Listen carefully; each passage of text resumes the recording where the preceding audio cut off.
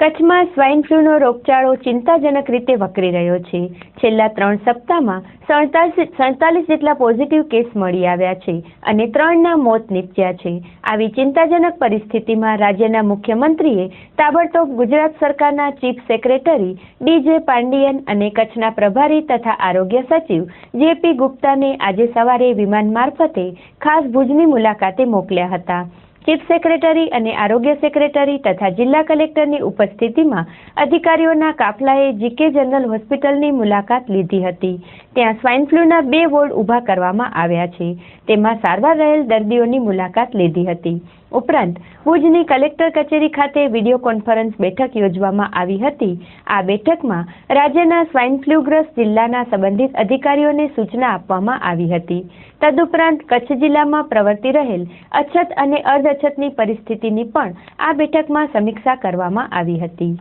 છેલ્લા 2 અઠવાડિયાથી ગુજરાતના અમુક જિલ્લાઓમાં સ્વાઇન ફ્લૂનું સિમ્ટમ વધારે થયેલા છે. અત્યાર સુધી લગભગ 90 કરતાં વધારે કેસો રાજ્યમાં થયેલા છે. એ પૈકી 50% કેસ ભુજ જિલ્લામાંથી કચ્છ જિલ્લામાંથી થયેલા છે. એટલે મેં ગઈકાલે માનનીય મુખ્યમંત્રી શ્રી અને આરોગ્ય મંત્રી શ્રી સાથે ચર્ચા કર્યા પછી સ્થળ પરિસ્થિતિ જોવા માટે, ગ્રાઉન્ડ રિયાલિટી શું છે જોવા માટે આજે હેલ્થ કમિશનર સાથે અહીંયા આવ્યું. અહીંયા આવ્યા પછી જનરલ હોસ્પિટલમાં જઈને તપાસ કર્યો. હેલ્થ અધિકારીની સાથે પણ એમાં રિવ્યુ લેવામાં આવ્યું. મને લાગે છે એ પ્રાઇમરી સિમ્ટમ થાય ત્યારે દર્દીઓને તરત જ સારવાર માટે લઈ આવે તો ઘણા બધા ફેટાલિટી ઓછી થઈ જશે.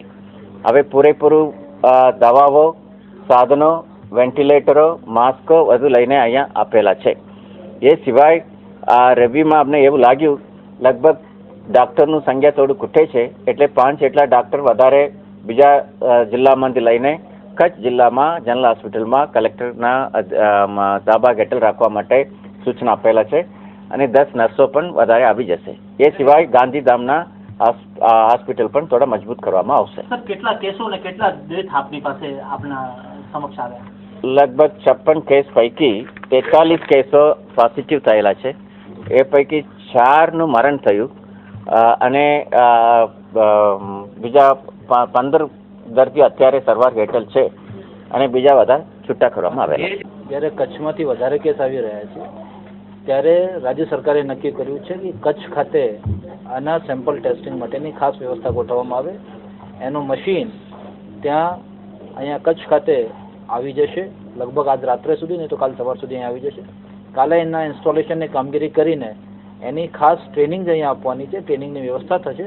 મોટાભાગે સોમવારથી આ વ્યવસ્થા અહીંયા સ્થાનિક રીતે ચાલુ થઈ જશે. સાથે સાથે આ સોમ મંગળવારે રાજ્યના બધા ખાનગી જે ડૉક્ટર્સ છે એ ડૉક્ટર્સ પણ એનો સ્વાઇન ફ્લૂનો ટ્રીટમેન્ટનો પર્ટિક્યુલર જે પ્રોટોકોલ છે એ પ્રોટોકોલ ફોલો કરવામાં એમને કોઈ મુશ્કેલી જણાતી હોય કે તાંત્રિક જ્ઞાનની જરૂર હોય તો અમદાવાદના આ પ્રકારના જે નિષ્ણાતો છે એ ડાયરેક્ટલી ત્યાંથી વિડીયો કોન્ફરન્સ સાથે રાજ્યના 400 કરતાં વધુ ડૉક્ટર એમાં જોડાઈને ટ્રીટમેન્ટનો આપણો પ્રોટોકોલ બધાના માટે સરખું થાય અને તાત્કાલિક એક્શન લઈ શકાય એવા પ્રકારનો પ્રોટોકોલ ફોલો કરવામાં આવશે. જે તમે પ્રચાર પ્રસારની જે વ્યવસ્થા કરવામાં આવી છે એ પ્રચાર પ્રસાર માટે સ્કૂલો, પ્રાથમિક આરોગ્ય કેન્દ્ર સાથે સંકળાયેલા બધા આશા વર્કર, હેલ્થ વર્કર એમના સુધી આ સંદેશો સીધો પહોંચે એના માટે બાયસેગ મારફત, સેટેલાઇટ મારફત એક કાર્યક્રમ ગોઠવવામાં આવેલો છે. આવતા અઠવાડિયે બીજું કાર્યક્રમ બધા સ્કૂલોમાં અને શિક્ષકો સાથે ગોઠવવામાં આવશે.